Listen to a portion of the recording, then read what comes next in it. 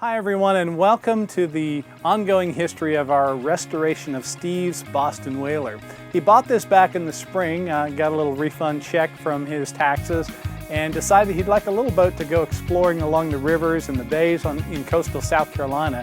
Now Steve lives down in Charleston. He lives on a sailboat. He's used to the water, is there every day, but you know, it's awful hard to take out a 30-foot sailboat and go fishing unless you're out in the deep water. So having something to be able to go up and down the creeks and explore the bays, go do some red fishing, go do some shrimping, which we plan to do this fall if we can get this thing finished up. He wanted to be able to have something that was very easy to trailer, get in and out of the water, or even leave in the water at times. If you notice, I'm done with epoxying the bottom, getting that barrier coat on it. I've got the first coat of bottom anti-fouling paint on it, and tomorrow I'll put the last coat of that on it. We've got a few other plans when it comes to this boat as far as getting the sides painted and getting everything polished up and looking good and then ready for hardware. But this boat has some history. In fact, if you're familiar with the Boston Whaler story, you'll know that they began in 1958. And they began by identifying their hulls with a 4-digit stenciled number found in the anchor locker. So as we were looking around, I was able to snap a picture, and we were careful not to sand off when we were sanding the top side the number that we found. And it is indeed a 4-digit number, and that number is 2783, which is a very early number. Now, if you look at the charts for matching up your hull ID number to the year that this boat was produced, this falls in the category of 1958 to 1960. And in fact, being a number like 2783 very likely was a second, maybe a third year production boat, depending on how many boats they produced each of those first 3 years. You got to think that, you know, they might have produced a few hundred of these boats the first year, followed by several thousand over the next couple of years, and so on. So this is a very early number, which we're very excited about. And it really lends itself to the fact that this boat, probably more than any other brand, has really captured the hearts of people in taking an old boat like this and bringing it back.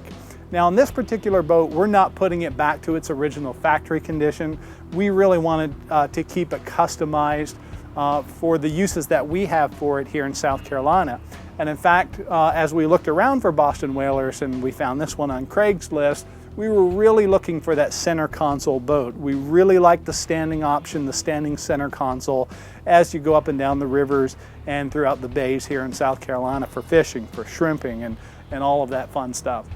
So in this particular boat, you know, we're going to really have it set up again with that center console, a few modifications, top sides, and have it ready for us.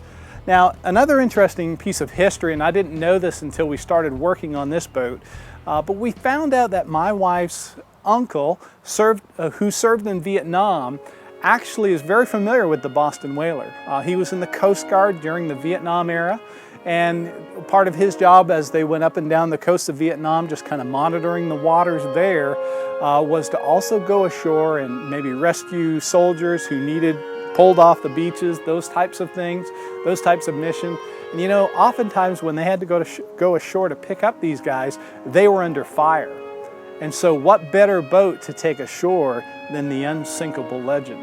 And in fact, you know, several trips ashore and back, and he hasn't said anything about bullet holes in the boat, but you got to imagine again that, you know, having a boat that you know you can rely on is just an incredible part of the Boston Whaler story. So we're happy to be a part of the Boston Whaler story, and very excited that even Boston Whaler's YouTube channel is following our progression on this. And it's really exciting just to kind of be a part of that community. It's a very tight-knit community. You'll hear over and over again that usually Boston Whaler owners are lifetime owners.